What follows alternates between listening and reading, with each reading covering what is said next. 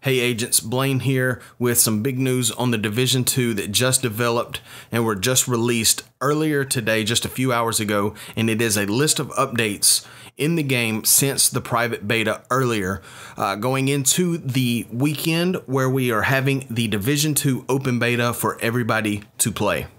So this is straight from the articles from Ubisoft.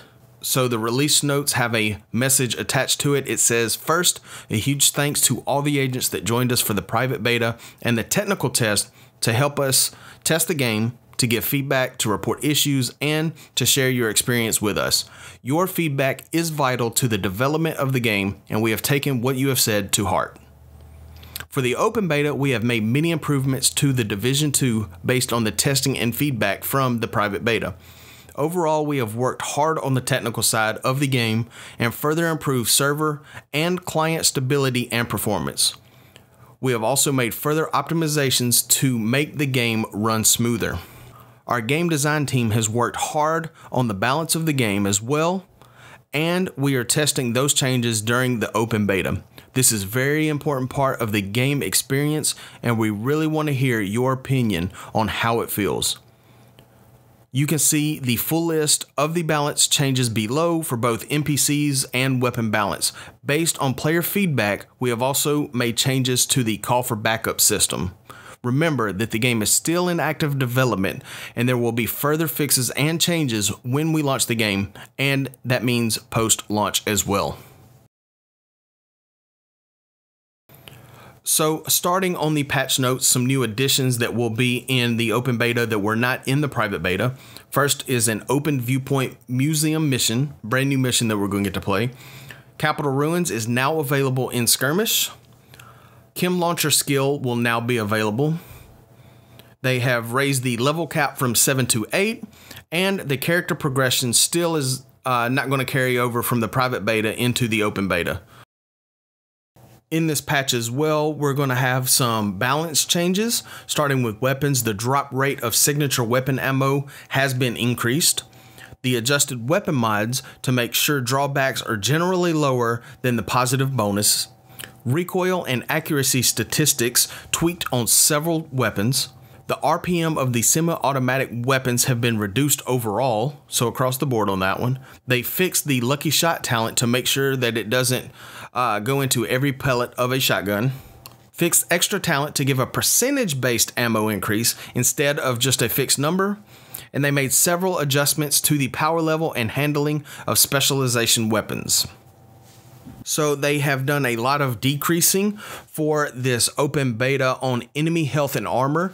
So they have decreased the Jefferson Trade Center boss's armor and damage, the enemy health and armor in co-op, veteran elite rushers armor by half. They decreased the armor plating health of the Grand Washington Hotel boss only in the story mode, decreased the health of early game hyena NPCs, decrease the armor plating health of the underground tank, and decrease the lethality and the health and armor of NPC characters in the world tiers. They have done a lot with enemy attacks. First couple are removed the bleed status effect from the RPG explosions. Enemy NPCs will now hit the player slightly more often when the player is going from cover to cover. Increased visibility and fuse of tear gas grenades. Improved the accuracy of the Outcast tank's melee attack so that hitting a backpedaling target is easier. Last one that I'm going to read is greatly decreased the elite version of the Hyena's Rusher stun baton shock status effect and added a cooldown on it when it could be applied again. Whole list of things that they are changing as far as enemy attacks. Huge list of changes to enemy behavior. So there's a decrease in the maximum distance that enemy NPC medics will travel to revive their allies. NPCs will now stop reacting to a seeker mine if it is retargeted. Another one is increased size of Black Tusk suicide drone hitbox, decrease the speed of the elite suicide drone. Black Tusk revive drones now correctly shock those around them when their weak point is destroyed. Just a huge list of, it looks like 20 different things that they have changed to enemy behavior. Couple tweaks in the combat department, decreased time required to automatically mark a target, decreased time required to transition out of the combat state for the player, and a reduced cooldown on combat roll to half of a second. A lot of skills are going to be tweaked for the open beta. First, decreased airburst grenade and incendiary airburst grenade damage.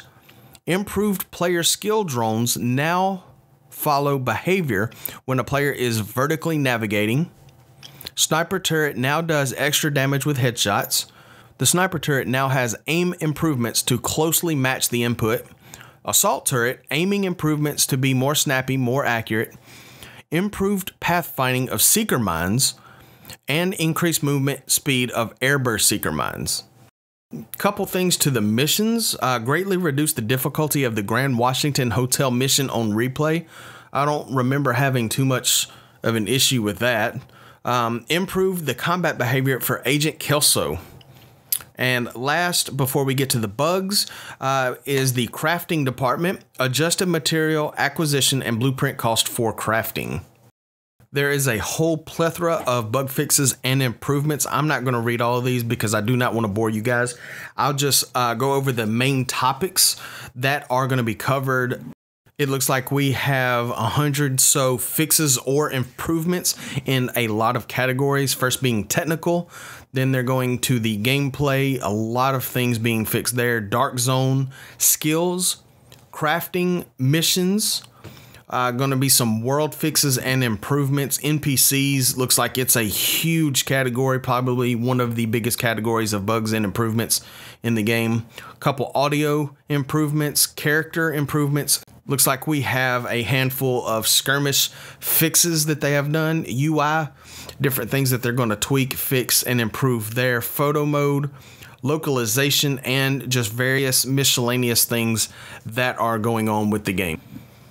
They also say that they want you to remember to read the known issues list that they are going to be publishing on the forums later this week, just to make sure that you are up to date for the open beta that starts on March 1st. They want you to reach out to them with any issues that you experience. They value all of our feedback. It looks like just from the private beta, they've taken a lot of things to heart and they've tried to improve, fix, change, or modify a lot of known issues. Thank you again, agents, and we will see you in DC this weekend.